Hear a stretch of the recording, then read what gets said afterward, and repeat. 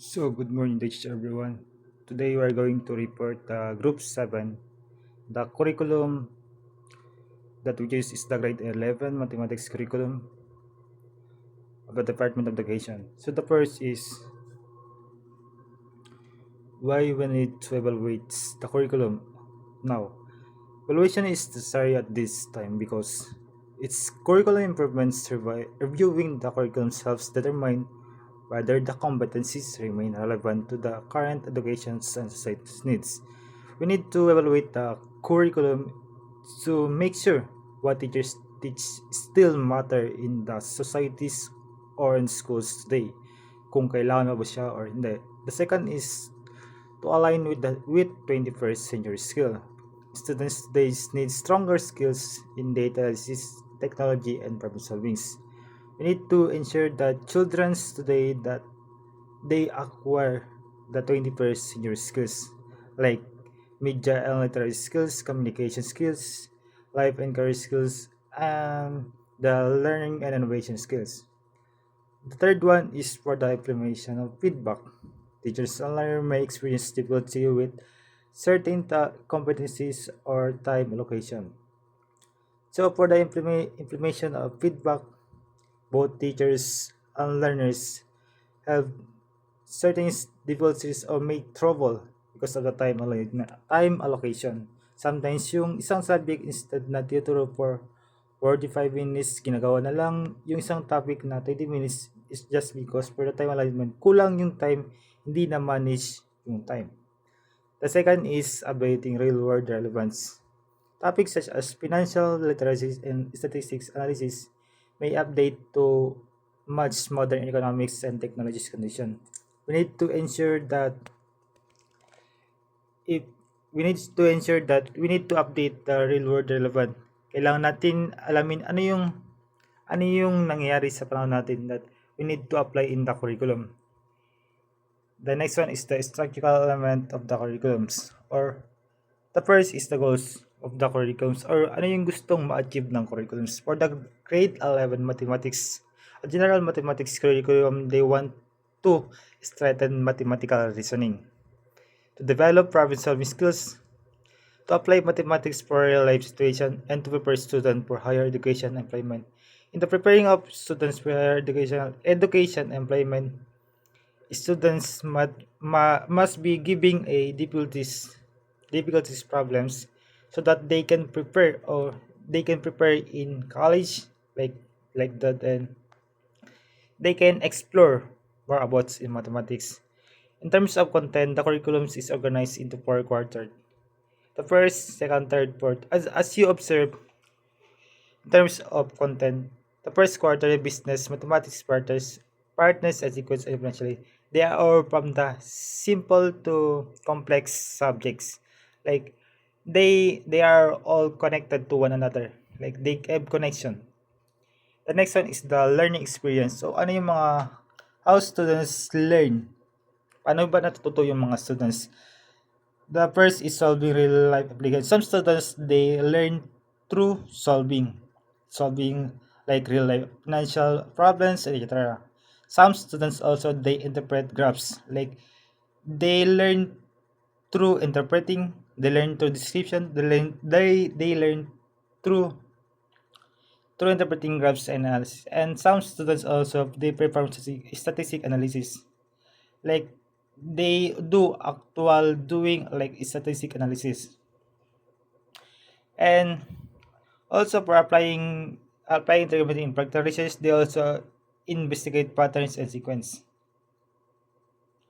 So the next one is for the determination of word. For the grade 11 general mathematics, the for the determination of word, they are both intrinsic and extrinsic word.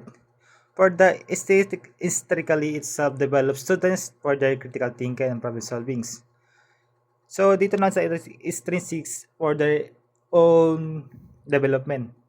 Kumbaga, to general mathematics, they develop students or learner critical thinking, problem solving skills, and etc. that can improve students for the strict intrinsically it's prepared learner to the real life situation, or kumbaga dito naman is they prepared learners kung ano yung tunay na career o tunay na skills not just inside the school or inside the classroom, but also outside the classroom, such as financial planning, data analysis, and decision making. However, its values is mainly aesthetic because it focuses strongly practical application that students can use every day in life in future career. And the next one is the gap analysis, or what we need to fix in the curriculum. The curriculum includes many competencies such as sequence, statistics, trigonometry, and business maths. However, the time allotment for 160 hours per day may not be enough for deeper understanding. In 1 year there are 160 hours. So 160 hours na tinuturo ng teachers, but kulang pa din yung deep understandings ng mga learners. Some students kasi may mga goals sila. Some students, their goals is to pass. May mga students kasi na nagre-review sila. Pag nagre-review to the exam, nakakapasa. And after that, after 3 to 4 days, tanongin mo ano yung understand nila is nawawala na. It's just because yung goal nila is gusto na nilang makasurvive. But wala silang goal na i-understand o bigyan halaga yung ano yung tinuturo ng isang teachers sa loob ng classroom. The next one is the objectives. Emphasize our real application, but some lessons focus heavily on procedures and formulas rather than contextual. Dito naman sa objectives is some also teachers na hindi na-achieve ng students ano yung mainly objectives. Like for example, sa objectives is that the learners want to demonstrate real world application. But ano yung tinuturo is hindi for real world. Hindi na-achieve ng students yung objectives ng curriculum, objectives ng teachers. It says na learners must be gumagawa ng ano yung they prepared real life application, or kumbaga sa labas ng classroom, but they heavily produce formulas rather than contextual problem. The next one is the guide mentions using appropriate technologies, but it does not clearly specific tools such as graphics softwares or statistical program. Some also teachers na tinuturuan tayo ng how to use technology para maggamit ng cellphones, laptop, projector, etc. But they not teach us the certain application o software, ano yung dapat gamitin natin. Just like for example, in the geometry or in the graph. Paano ba tayo mag-graph?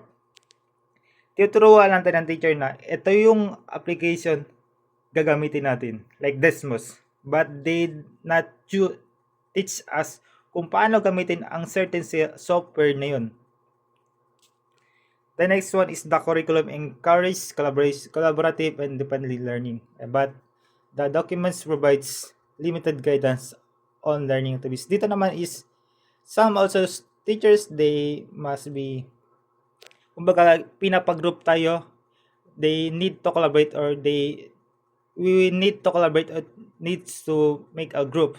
But yung giving activity is hindi specific yung instruction na binibigay. Kumbaga kulang yung instruction.